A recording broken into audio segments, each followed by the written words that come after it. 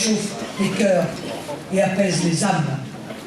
Il en est ainsi de cette vague massive de patriotisme qui s'est levée des profondeurs de la France au lendemain des attentats du 13 novembre. Certainement la plus belle et la plus émouvante réponse que le pays tout entier pouvait apporter à la barbarie islamique et qui a rappelé à ceux qui en doutaient que la France vit et vibre encore.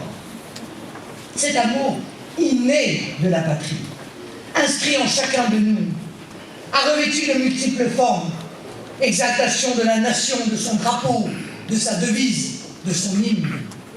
Cette renaissance flamboyante de tous ces symboles de la France que l'on croyait oubliés, qui étaient maltraités par des décennies de mépris de la part d'un système qui a cru pouvoir y substituer ces nouvelles idoles, nous comble de réconfort. Nous qui avons toujours défendu ces symboles avec fierté.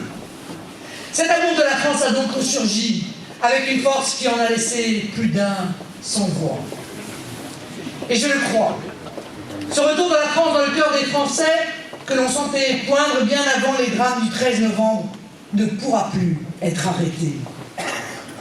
Dans la douleur, notre peuple a retrouvé la conscience de lui-même. À nous, à présent, de lui rendre sa fierté. C'est un monde nouveau, en effet, que beaucoup découvrent, et dans lequel chacun, aujourd'hui, doit agir.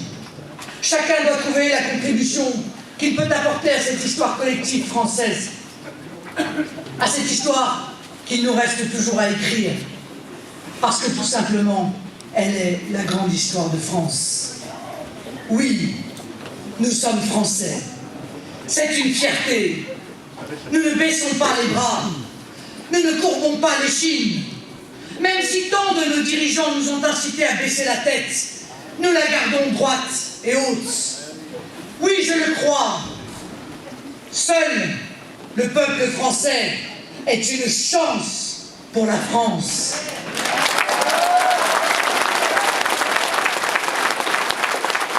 Le peuple français qui a toujours su se montrer à la hauteur lors des crises qu'a connues le pays. Et nous ne nous laisserons pas marcher sur les pieds. N'acceptons plus les paroles de ceux qui voudraient nous rabaisser ou pire, nous intimider. N'acceptons plus une seule fois, dans la bouche de quiconque, une insulte contre la France, contre sa grandeur. Je n'accepterai plus d'entendre ces discours stigmatisants à l'égard des patriotes, ces discours haineux, parfois tenus jusqu'au sommet de l'État, contre ceux qui portent le bleu, blanc, rouge comme un étendard depuis bien longtemps. Je n'accepterai plus d'entendre que le Front National serait un ennemi politique quand nous ne reconnaissons nous que des adversaires politiques, mais identifions bien d'autres ennemis, au premier rang desquels le fondamentalisme islamiste qui tue nos enfants. La campagne des régionales reprend, mais elle a changé de nature.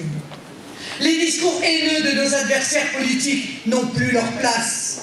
Le rejet de cette part innombrable aujourd'hui de patriotes qui votent pour nous, qui votent pour la France, n'est plus acceptable. Lucidité, responsabilité, courage, honneur et action. Voilà ce qu'il faut maintenant que nous encouragions. Voilà ce que nous attendons de tous. Bonne campagne, mes amis. Soyez fiers de vous, de nos valeurs, de vous